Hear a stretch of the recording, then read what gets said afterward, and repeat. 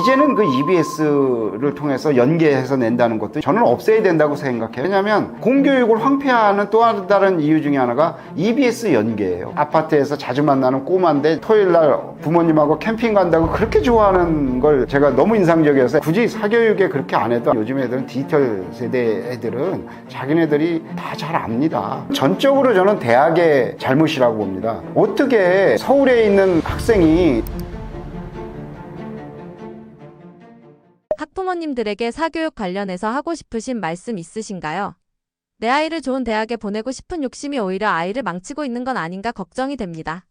네, 학부모님들은 우리 아이 퍼스트를 생각합니다. 저도 그랬고요. 내 아이가 가장 소중하죠. 모든 학부모님들의 마음은 다 같습니다. 내 아이가 다른 아이들보다 조금이라도 더 우수했으면 좋고, 그 다음에 조금이라도 더 좋은 평가를 선생님한테 받고, 그 다음에 대학도 좀 더 좋은 데 가고 싶어 하는 그런 거죠. 그건 모든 학부모의 마음입니다. 그건 전 세계 어느 나라 학부모님도 마찬가지일 거라고 봅니다.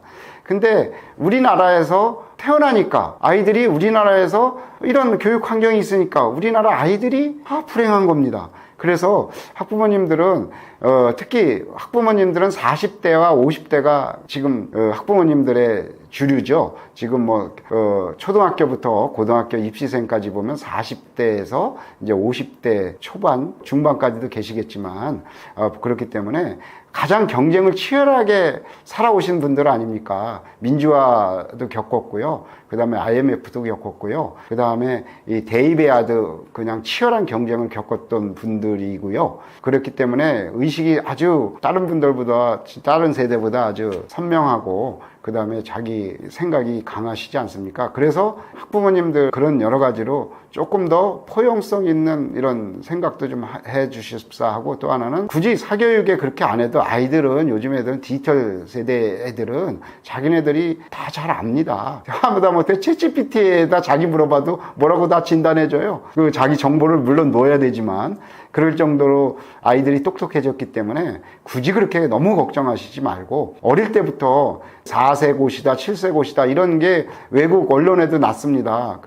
저는 그 미국의 유력 언론에도 그런 게 나는 거 보고, 파이낸셜이라고 영국에서도 이제 그런 데도 또 다루고 했더라고요. 그래서 저는 이게 참 어떻게 보면 어른들의 책임 아닌가. 그래서 아까도 말씀드렸지만 내 아이도 소중하지만 남의 아이도 소중하고 다 같이 이렇게 더불어 성장해야 대한민국의 미래가 있습니다. 그래서 너무 지나친 경쟁주의보다는 어쨌든 더불어 사는 이런 훈육을 많이 해주시고, 그러면서도 정의롭게 경쟁하도록 이렇게 지도해 주시는 게 저는 좋을 것 같습니다. 제가 이렇게 말씀해 들어도 저 양 교수는 또 엉뚱한 현실도 하고 떨어진 얘기한다 이렇게 말씀하실 수도 있어요. 그러나 실제적으로 우리가 25만 명도 태어나지 않는 이런 미래 세대들을 생각한다면, 지금 여러분 학부모님들의 어떤 자녀들은 40만 명대 애들이에요. 40에서 50만 명대 사이지만 요즘 태어나는 애들은 25만 명도 밑에 그밖에 안 되지 않습니까? 그렇기 때문에 우리의 미래를 생각하다 보면 다 소중하기 때문에 너무 지나치게 어릴 때부터 이제 이 사교육이라든가 이런 게 안 보내셔도 됩니다. 그냥 좀 자유롭게 놀게 해주시고 애들이 좋아하고 하고 싶어 하는 거를 그냥 시켜주시면 되지. 저도 그랬는데 태권도도 보내주고 뭐 해도 되고 싫은데도 가라 그러거든요. 그래서 제가 대한민국의 불편한 진실에 프롤로그에 썼던 것 중에 하나가 아파트에서 자주 만나는 꼬마인데, 제가 그 애를 한 5년 동안 계속 봤는데 키가 부쩍 커져 있어요. 근데 이제 하루 토요일날 부모님하고 캠핑 간다고 그렇게 좋아하는 걸 제가 너무 인상적이어서 프롤로그죠. 처음에 서두에다 제가 그걸로 시작했습니다. 책에도. 그런 정도로 아이들은 뭐만 조금만 이렇게 해줘도 행복해 합니다. 그래서 그걸 조금 더 감안하면 어떨까, 이렇게 저는 소박한 제 생각입니다. EBS 연계 등 사교육을 잡기 위한 정부의 노력이 있었는데요. 효과가 있었다고 생각하시나요? EBS 연계에 대해서 어떻게 생각하시나요? EBS는 사실은 공교육을 망친 하나의, 저는 개인적으로 그렇게 생각해요. EBS가 안병만 교육부 장관 때부터 했었어요. 그래서 제가 책에도 썼었는데, 근데 EBS를 통해서 하면은 이제 사교육 학원을 안 다녀도 된다, 이렇게 막 홍보하고 그랬습니다. 처음엔 효과가 좀 있는 듯 했어요. 근데 학교에서는 뭘 가리키면서 EBS를 뭐라고 하느냐 이거예요. 말이 됩니까? 전 세계 어느 나라에서 공교육을 내팽개치고 방송을 통해서 시험 문제 거기서 나오니까 그걸 보라고 했던 거 있지 않습니까? 그래서 처음에는 70% 거기서 나온다 그러다가 지금은 50% 연계 아닙니까? 그 70% 너무 많으니까 50%. 그러면은 학교의 이 교과서, 이런 예를 들어서 교과서는 뭐며, 그 다음에 EBS 교재는 뭡니까? 이게 말이 안 되잖아요. EBS 교재를 그럼 학교에서 가르쳐야죠. 교과서 대신에. EBS에서 그렇게 많이 나오는데. 그리고 또 하나는 코미디 같은 일이 벌어졌지 않습니까? 영어 지문, 영어 독해를 하는데 번역된 걸 가지고 그 얘기를 그대로 그냥 외우고 갔는데 그대로 나오니까 영어 지문, 영어로 나온 영어 지문 보고 그대로 맞추는 이런 일이 벌어졌었어요. 그래서 그게 문제가 되니까 이제 그렇게는 안 하고 뭐 이렇게 되는데, 잠깐 저는 EBS가 사교육이 하도 극성이 되니까 교육부에서 이제 EBS를 했지만은 이제는 그 EBS를 통해서 연계해서 낸다는 것도 이제 다시 검토해보고 저는 없애야 된다고 생각해요, 개인적으로는. 왜냐하면 공교육을 황폐화하는 또 다른 이유 중에 하나가 EBS 연계예요. 왜 학교에서 가르친 거에서 애들이 학교에서 공부 배운 거, 그 다음에 학교에서 활동한 거, 그 다음에 자기의 미래를 향해서 나아가는 이런 꿈, 이런 걸 학교에서 3년 동안 했던 거, 12년이죠 물론 초등학교까지 하면. 그럼 고등학교만 치면은 3년 동안 한 걸 가지고 뽑아야지. 거기서 EBS는 수능 때문에 한 거지 않습니까? 근데 요즘은 EBS에서 연계력이 약해지고 그러니까 애들이 또 EBS 거의 잘 안 봐요. 그러니까 EBS는 교재만 팔아먹고 있었습니다. EBS 전체 매출의 상당 부분이 교재 매출이었는데, 그렇죠? 이래서 교재 판매 수입으로 EBS, 그리고 EBS는 사실은 시청료가 우리가 KBS 시청료 공영방송 2,500원 내지만 그 중에서 일부는 또 EBS에도 500원인가를 지원하고 있는 겁니다. 그거 국민들이 모르시죠.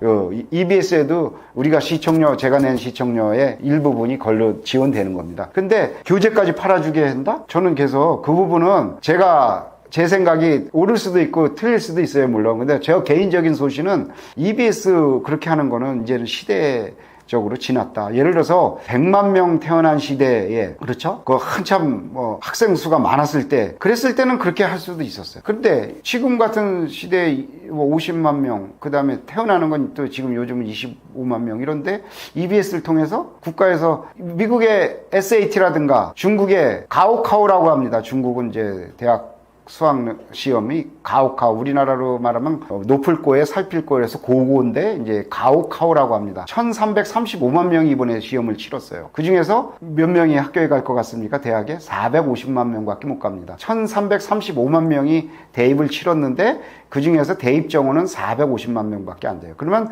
퍼센테이지를 보면 한 35% 정도만 대학을 가요. 중국의 인구가 몇 명이니까 15억인지 뭐 20억인지 전 공식적으로 15억, 17억 뭐 그러잖아요. 근데 대학을 그래도 그렇게 가려고 하는 학생들이 1300만 명 때예요. 1300에서 1400만 명인데 이번에는 1335만 명이 지난달이죠. 6월 달에 시험을 치렀어요. 근데 거기서도 그렇게 경쟁이 치열하고 사교육이 어마어마하게 심합니다. 거기는 중국은 사교육이요. 주말에 그 초등학교 애들이 주말이 싫다고 그래요. 주말에는 학원을 가니까 학교 가는 게 차라리 낫다고 할 정도로. 그 정도로 경쟁이 치열하고 인생 역전을 거기서 한다는 그런 거예요. 근데, 그 나중에 이제 그 인구 중에 그 대학이 더 늘어나고 하고 그러면 어마어마할 거예요. 우리나라도 1970년대에 대입 진학률이 고등학생들의 7%밖에 안 됐습니다. 7%. 그렇죠? 그게 70%가 된 게 2010년대 대에서 고등학교 졸업생의 70%, 80%가 대학을 간 거지. 그 전에는 제가 대학을 간 1980년대는 몇 프로였을 것 같아요? 10몇 프로밖에 안 됐습니다. 10몇. 근데 그게 이제 전차 90년대, 2000년대 이렇게 늘어나가지고 2000년대 들어서 해서 10년대에 들어서 70%, 80%가 된 거지. 우리나라도 1970년대는 7.5%밖에 대학을 안 갔어요. 중국이 지금 그런데 그 어마어마한 경쟁입니다. 그래서 EBS 얘기가 나왔는데 EBS는 사실은 그렇게 많이 여러 학생 했을 때의 그런 시대적인 필요성은 충분히 인정하고 일정 부분 기여했고 효과도 있었다. 긍정적으로 평가를 해줘야 됩니다. 그러나 지금 챗GPT 시대에, 디지털 시대에, 저출생 시대에 이 EBS 연계 수능을 과연 지속을 해야 되느냐? 이거는 이제 그만 종말을 고해야 될 때가 아닌가 이렇게 저는 생각합니다. 입시가 복잡해질수록 돈과 정보로 대학을 가는 기조가 강해진다는 생각이 듭니다. 차라리 모든 학생이 수능 점수 하나로만 대학을 가는 게 제일 공정하지 않을까라는 생각이 드는데 어떻게 생각하시나요? 거기서 중요한 거는 대학이 노력을 해야 돼요. 예를 들어서 조민 사태가 있었지 않습니까? 조국 전 법무부 장관의 딸 조민 사태가 있었을 때 그는 전적으로 저는 대학의 잘못이라고 봅니다. 어떻게 서울에 있는 학생이 저기 부산까지 인턴을 다니며 동양대라고 저쪽 거길 또 다니며 이렇게 하는데 그걸 한 걸 한 번도 썬 대로 그냥 확인을 안 한 거 아닙니까? 그게 입사제였어요. 입학사정관제. 그게 학종이라고도 하고 뭐 자간 뭐 그런데 거기서 가장 중요한 거는 대학이 수학능력 시험 그러니까 수능이죠. 수능 점수 그대로 갖다 놓은 거 가지고 그 다음에 서류 낸 거 가지고 그럼 제대로 찾아가는 입학사정관제도 하고 여러 가지 이런 노력을 했는데 미국 같은 데는 그렇게 하지 않습니까? 대학이 알아서 이렇게 뽑잖아요. SAT 반영 그거 가지고만 하지는 않잖아요. 근데 우리나라도 그래서 그렇게 하자고 한 건데 오히려 공정하자고 한 게 불공정을 더 심화했어요. 대학이 노력을 안 했어요.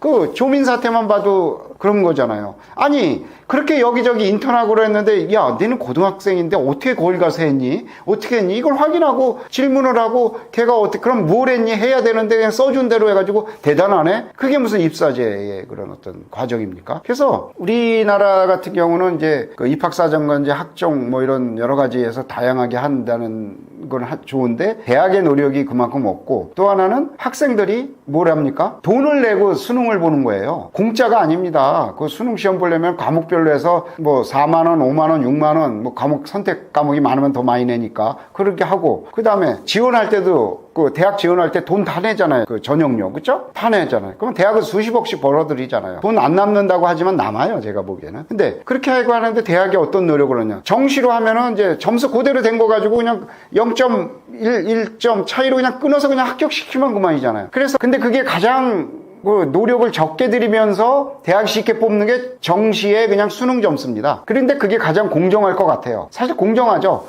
내가 뭐 수학 한 문제 너보다 덜 맞았으니까 내가 뭐 여기 대학 못 가고 저기 가지 이렇게 할 수 있자 그러잖아요. 받아들여요. 그런데 한꺼풀 더 보면은 학생 입장에서 보면은 공정한 것 같은데 이 지역별로 보면은 아주 불공정이 심하대요. 무슨 말이냐면 대치동에 학원 다닌 애들이 절대적으로 유리한 게 수능이에요. 또 보면은 그리고 시골에서 있는 도농 지역이나 이런 데 애들은 아무리 해도 그 거기에 있는 애들만큼 점수를 못 받죠. 그 다음에 특목고, 과학고 이런 애들이 절대 강자예요. 수능으로만 하면. 그렇죠? 그러면 지방 애들은 부산에서 아무리 저기 해도 이게 못 가요. 그래서 그런 거를 좀 완화하자고 했던 게 이제 학종이라든가를 하는 입학사정관제 그런 거였어요. 그것만으로 뽑지 말고 이렇게 해서도 좀 같이 뽑자. 근데 대학이 그만큼 노력을 덜 한 거죠. 그냥 그러다 보니까 그런 사태가 벌고 불공정 사태가 벌어지고 하니까 정시를 더 늘려라. 40%를 늘려라. 정부에서 막 이렇게 압박을 하고 이렇게 되는 거예요. 그러면 정시를 늘리면 지역 격차가 줄어들까? 그걸 한번 생각해 볼 문제예요.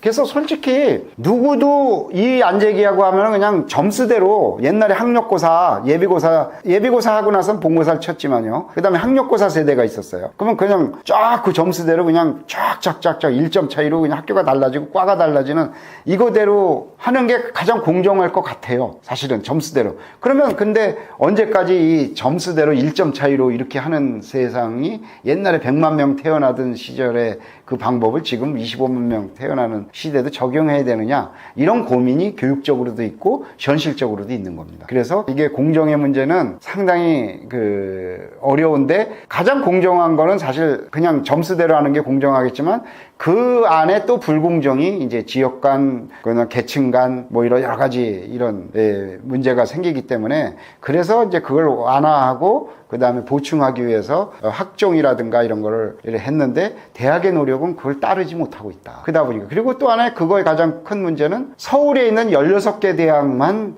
해당되지 실제적으로 지방에 있는 뭐 거점 국립대학부터 시작해서 지방의 그 많은 대학이 그렇죠? 해당이 안 돼요. 학생들이 없어서 못 뽑는 판에 무슨 뭐 점수? 예를 들어서 지방에 있는 영문과가 영어 5등급, 영어는 1등급부터 5등급밖에 없습니다. 지금 절대평가로서. 영어 5등급을 다 뽑아요. 땡큐예요, 땡큐. 지원해주니까 땡큐고. 지방에 있는 수학과가 수학 8등급, 9등급을 뽑아요. 지원해줘서 고맙다고. 그럼 됩니까, 그게? 그래서 이게 여러 가지 문제가 있고 학교의 어떤 책임도 크다. 이렇게 봅니다.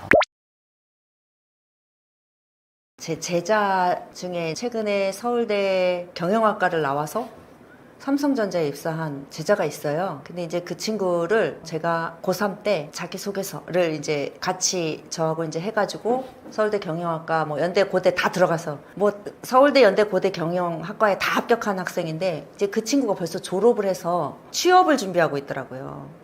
근데 엄마하고도 친한데 취업을 당연히 아니 우리나라에서 최고 학부니까 서울대 경영학과 나왔는데 뭐 그냥 골라서 들어가는 거 아니야? 이랬거든요. 이렇게 생각했는데 그 친구가 이제 5년 만에 졸업했는데 5년 만에 저를 다시 찾아왔어요. 자기소개서를 봐달라고. 그래서 이제 그 친구하고 같이 삼성전자 자기소개서, 삼성전자뿐만이 아니라 우리나라 대기업 그 친구가 한 20군데 정도 썼어요. 그 자소서를 이제 저하고 같이 피드백을 주면서 제가 같이 자기소개서를 봤는데 저는 당연히 이 정도 썼으면 너 스펙 좋으니까 당연히 들어가겠지? 이렇게 생각했는데요. 진짜 현실적으로 15개 정도 지원을 했는데 면접을 보러 오라고 한 데는 한 3군데 정도밖에 안 돼요. 근데 이게 대기업도 그 친구를 통해서 알게 됐는데 대학이 블라인드더라고요. 그래서 이 친구가 서울대 나왔다는 거를 알릴 수도 없어요. 블라인드라서 알 수가 없어요. 그래서 그때 그 엄마가 그러더라고요. 아이고 서울대 왜 나온 거야?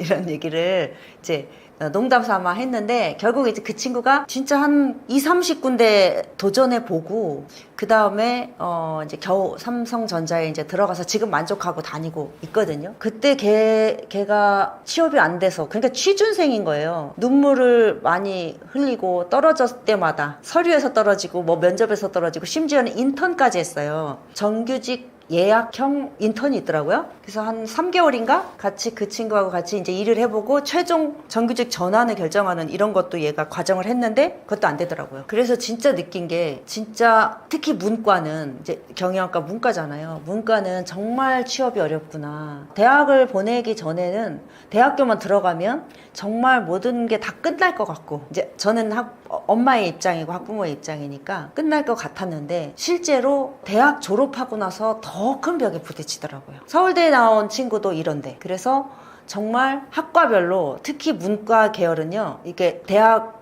아이들 입시 컨설팅을 할 때 학과를 애들이 많이 뭐 이건 취업 잘 되니까 이 학과는 취업 잘 되니까 이렇게 해서 하는데 실제로 그거는 고등학교에서 대학 갈 때 얘기예요. 대학에 들어가서 졸업할 때는 학과는 사실 특별히 어떤 면허가 있거나 자격이 있거나 자격증이 주어지거나 특별한 기술을 배우거나 하지 않는 인문계열이 좀 그렇잖아요. 그런 경우에는 네가 이 학과 나왔으니까 이걸 잘하겠구나 라는 게 별로 필요가 없는 것 같아요. 그래서 대학을 그나마 좋은 대학 명문대를 졸업하면 그나마 이력서를 좀 넣어볼 수는 있는 그런데 또 그렇지 않으면은 또 이력서조차도 면접 보러 오라고 하는 것조차 없다라고 이제 저희 아이도 로스쿨을 졸업하고 이제 지금 변호사 자격을 받아서 취업을 준비하고 있는 상황인데 저 이제 남 같지 않은 이야기거든요. 저희 아이도 지금 계속 그 변호사 자격이 있어도 취업은 요원하다.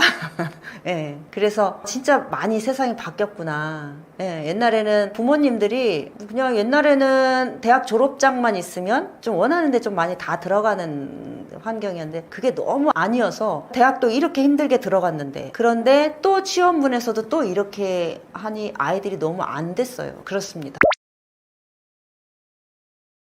그래서 명문대 졸업하는 것보다 뭐 코딩이나 창의 커뮤니케이션 요즘에는 그래서 문과 애들도요 컴퓨터 관련한 그 학과를 제2전공으로 듣고 저희 아이가 서울대를 다녔잖아요. 정말 서울대 학교 커리큘럼을 보면은요 문과 같은 경우 이 벽이 없어졌구나 라는 걸 느껴요. 벽이 없어요. 그래서 심지어 어떤 전공도 있냐면 자기 설계 전공도 있어요. 자기 설계 전공이라는 거는 뭐냐면 자기가 내가 전공하고 싶은 내가 공부하고 싶은 분야를 스스로 찾아서 4년의 커리큘럼을 짜는 거예요. 자기가. 그래서 그 4년의 커리큘럼을 그러면 이제 여기서 내가 컴퓨터가 필요하면 컴퓨터를 배우고 그 다음에 뭐 인문학이 필요하면 인문학을 배우고 그래서 커리큘럼을 짠 걸 가지고 그걸 교수님하고 상담을 해요. 그래서 그게 통과가 되잖아요. 그러면 그 통과가 된 내용을 그 내용에 따라서 얘한테 학위를 줘요. 그게 이제 자기 설계 전공이거든요. 이럴 정도로 다 열려 있고 그 다음에 문과와 이과의 문도 열려 있어요. 그래서 특히 코딩이나 컴퓨터 관련한 학과는요, 문과 애들이 진짜 많이 들어요. 왜냐면은 문과 아이들 같은 경우에는 문과의 강점이라고 하면은 인문학적인 상상력 이런 거잖아요. 거기에 코딩이나 어떤 커뮤니케이션 이 스킬 이런 것들이 접목됐을 때 굉장히 부가가치가 생기거든요. 그래서 자유전공학부, 대학에서 자유전공학부를 확 늘렸거든요. 자유전공학부라는 게 보통은 대학에서 자유전공학부를 늘리고 그 다음에 이제 학생부 종합전형으로 자유전공학부를 들어가는데, 보통 자유전공학부가요, 자기가 전공하고 싶은 거 자유롭게 설계해서 듣는 거가 이제 기본 바탕인데, 보통은 대학에서 어떻게 하냐면 일단은 1학년 때는 그 카이스트는 무전공 무학과라고 있어요. 무학과. 그래서 1학년 때는 그냥 무학과로 뽑거든요. 그래서 너무 세상이 빨리 변하고 너무 새로운 것들이 많이 생기고 이거를 대처할 수 있는 것들이 고등학교 교육과정에서는 어렵잖아요. 그렇기 때문에 너가 가능성만 가지고 와. 그리고 열정을 가지고 와. 능력과 가능성과 열정을 가지고 와. 네 아이디어를 가지고 와. 그러면 여기에서 무학과든 자유전공학부든 자기 설계 전공이든 또 어떤 특정 학과에 들어갔어. 특정 학과에 들어갔어도 그 학과에서 다른 걸 배우고 싶으면 얼마든지 배움의 기회는 열려 있어. 그래서 창의력이 필요한 거예요. 내가 어떻게 내 진로를, 또는 앞으로 내가 어떤 일을 어떻게 할 건지에 대한 아이디어, 그 로드맵, 프로세스를 짤 수 있는 아이. 그게 창의력이잖아요. 남들이 안 가는 길, 혹은 남들보다 남들이 가는 길 제시하는 이런 것들을 할 수 있는, 이런 것들을 지금 이미 대학에서 교육과정 자체가 그렇게 벌어지고 있어요. 저희 아이 같은 경우에도 변호사 법을 공부했지만 국문과로 들어갔단 말이에요. 국문과로 들어갔는데 들어가 봤더니 내가 국문학이 내가 생각했던 게 아니네? 이런 생각이 들어서 얘가 서울대는 선택의 폭이 넓으니까 국문과에 필수 과목만 듣고, 얘가 고민했던 게 뭐냐면 도시재생 프로젝트거든요. 그러니까 도시계획에 관심이 많은 거예요. 인문학을 접목한 도시, 이런 것들을 좀 설계하고 이런 것들을 고민을 하다가 대학 다닐 때 도시학, 도시계획학, 도시생태학, 도시인문학 이런 과목들을 굉장히 많이 선택해서 들었어요. 그런 과목들을 많이 듣다가 보니까 대학교 3학년 정도 됐을 때 자기 진로를 도시 쪽으로 공부를 하고 싶다. 그래서 실제로 서울대학교에서 하고 있는 아시아 연구소라는 이런 것들을 하는 센터가 있거든요. 거기에 들어가서 인턴으로 활동을 하면서 느낀 게 내가 뭐 재건축, 재개발, 도시재생 이런 거와 관련한 법적인 문제를 좀 다루는 사람이 돼야 되겠다. 그래서 로스쿨을 간 거예요. 로스쿨을 가서 얘가 한 게 뭐냐면 도시법학회 이런 것들을 만들어서 실제로 도시법학회 이제 회장으로 활동을 했어요. 그러니까 자기는 도시 문제를 다루는 전문 변호사가 되겠다라는 이제 설정을 하고 여기까지 오게 된 거거든요. 그래서 우리 아이의 사례를 말씀드렸지만 실제로 우리 아이들은 이렇게 끊임없이 만들어가야 된다. 만들어가기 위해서 필요한 것들은 과정에서 배우고 필요한 것들은 과정을 스스로 커리큘럼을 만들든 동아리를 만들든 활동을 만들어서 하는 것, 이런 것들이 다 열려있는 대학교 교육과정이다. 고등학교 학부모님들은 대학교 교육과정을 잘 안 보시는데 대학교 교육과정은 이렇게 굉장히 열려 있어요. 그래서 뭘 가지고 가야 되냐면 창의적인 아이디어, 어떤 틀에 짜여져서 틀에 맞춰서 나는 여기 1학년 때 몇 학점, 2학년 때 몇 학점, 3학년 때 몇 학점 이렇게 해서 학점 받고 졸업하고 그 다음에 취업하고 이런 로드로는 앞으로 우리 아이들이 좀 창의적으로 주도하면서 살아가기는 쉽지 않을 것 같다. 그래서 대학의 교육과정을 보시면 굉장히 열려있다. 이렇게 가려고 하는구나 라는 생각이 들어요. 한국 사회 학벌이 중요한 시대는 끝났다는 게 너무나 동의가 되는 게, 공교육이나 대기업이 대학교 이름은 블라인드예요. 그러니까 이렇게 한다는 거는 실제적인 역량을 보겠다는 거거든요. 그렇기 때문에 저는 학벌 자체가 스펙이 되는 거는 그거를 부정하면 안 될 것 같고, 학벌로만 할 수 있는 거는 끝났다. 학벌은 어떻게 보면 있으면 좋고 없어도 그것보다 더 상응하는 아이의 창의력과 아이디어가 있으면 학벌은 크게 중요하지 않다고 생각해요. 실제로 그런 주변에 대학 입시에서 아이들을 뽑을 때도요, 굉장히 성적 좋은 애 좋아할 것 같잖아요. 근데 특히 이제 서울대나 이렇게 상위권 대학들은요, 우리가 입시에서 성적을 가지고 나 이 정도 성적을 받았으니까 날 뽑아주세요 하고 서류를 넣는단 말이에요. 그랬을 때 예를 들어 서울대학교다. 그럼 서울대학교에 원서를 넣는 아이들의 성적은 다 어떨 것 같으세요? 다 비슷하단 말이에요. 그러면 어떤 애를 뽑을까? 성적이 다 비슷하다. 이거는 그냥 기본적인 자격을 갖췄다라는 정도로만 보는 거지, 그 외에 얘가 어떤 걸 하고 싶은 애인지를 본다는 거예요. 그래서 학력은 비슷한데 얘가 아이디어가 있는 애, 아이디어가 있는 애를 대학 입시에서도 실제로 그렇게 뽑고 있고요. 실제로 합격하고 불합격한 아이들의 사례를 보면 얘는 성적이 쟤보다 훨씬 낮은데 합격한 애가 있어요. 얘는 성적이 높은데 얘는 떨어질 거리가 없는데 왜 떨어졌지? 그런 애가 있어요. 그런 애들은 보면은 딱 성적만 좋은 거예요. 그게 이제 보면 학벌이죠. 성적만 좋은 거예요. 아이디어가 없는 애들. 그리고 뭔가 그냥 틀에 짜여진 데서 꼼꼼하게 열심히 한 학교 생활 기록부나 그 아이의 포트폴리오는 매력이 없어요. 그런 애는 떨어지더라고요. 성적이 좋아도. 대학 입시도 그런 방향으로 가고 있다.